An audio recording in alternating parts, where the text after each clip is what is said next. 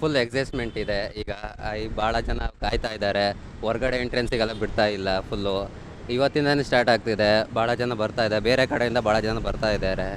Full excitement ಇದ್ದೀವಿ.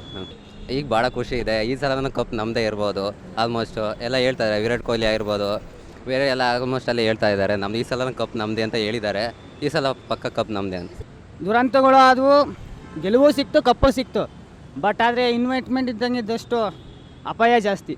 ಆಗಿರೋದೇ ಸಾಕು. ಎಂದೇ ಇದು ಆರ್ ಸಿ ಬಿನ ಕಪ್ ಗೆಲ್ಲೋದು, ಈ ವರ್ಷನೂ ಕಪ್ ನಮ್ಮದೇ. ಜೈ ಆರ್ ಸಿ ಬಿ ಅಷ್ಟೇ. ಪ್ಲೇಯರ್ಸ್, ಫ್ಯಾನ್ಸ್ ಯಾವತ್ತೂ ಖಾಲಿ ಬೀಳಲ್ಲ. ಪೊಲಿಟಿಕಲ್ಸ್ ಅವ್ರವ್ರ ಉದ್ದೇಶಕ್ಕೋಸ್ಕರ ಜನತೆನ ಹಾಳು ಮಾಡ್ತಿದ್ದಾರೆ ಅಷ್ಟೇ. ಅವ್ರು ಇದಕ್ಕೋಸ್ಕರ ದುರುಪಯೋಗ ಪಡಿಸ್ಕೊತಿದ್ದಾರೆ ವಿನಃ ಫ್ಯಾನ್ಸ್ಗಳನ್ನ, ಆರ್ ಸಿ ಬಿ ಫ್ಯಾನ್ಸ್ನ, ಆರ್ ಸಿ ಬಿ ಮ್ಯಾನೇಜ್ಮೆಂಟ್ ಆಗಲಿ ಟೀಮ್ ಆಗಲಿ ಯಾವತ್ತೂ ಸಹ ಹೇಳಿರಲಿಲ್ಲ ನಾವು ಬರ್ತೀವಿ ಮಾಡಿರಿ ಇವೆಂಟ್ ಅಂತ. ಇವರು ತಮ್ಮ ಸ್ವಾರ್ಥಕ್ಕೋಸ್ಕರ ಬಳಸ್ಕೊಂಡ್ರು ಪೊಲಿಟಿಷಿಯನ್ಸ್. ಅಷ್ಟು ಬಿಟ್ಟರೆ ಫ್ಯಾನ್ಸ್ ಮೇಲೆ ಮತ್ತು ಪ್ಲೇಯರ್ಸ್ ಮೇಲೆ ಹಾಕೋ ಅವಶ್ಯಕತೆ ಇರಲಿಲ್ಲ. ಮೇಡಮ್ ಅವರೆಲ್ಲ ಸುಮ್ಮನೆ ವೇಸ್ಟು. ಅವ್ರು ಎಲ್ಲಿ ಬಿಡ್ಬೇಕು ಅಲ್ಲೇ ಬಿಟ್ಟಿರ್ಬೇಕು. ಟ್ರೋಲರ್ಸ್ಗಳ್ನ ಎಲ್ಲಿ ಬಿಡ್ಬೇಕು ಅಲ್ಲಿ ಬಿಡಬೇಕು. ಎಮ್ ಐ ಆಗಿರ್ಬೋದು, ಕೆ ಕೆ ಆರ್ ಆಗಿರ್ಬೋದು, CSK ಆಗಿರ್ಬೋದು, ಉರ್ಸೋದು ಮಾತ್ರ ನಾವು ಆರ್ ಸಿ ಬಿ ಫ್ಯಾನ್ಸೇ. ಕೆ ಕೆ ಆರ್ ಅವ್ರು ಮೊನ್ನೆ ಒಂದು ಟ್ರೋಲ್ ಮಾಡಿದ್ದಾರೆ, ಓಕೆನಾ?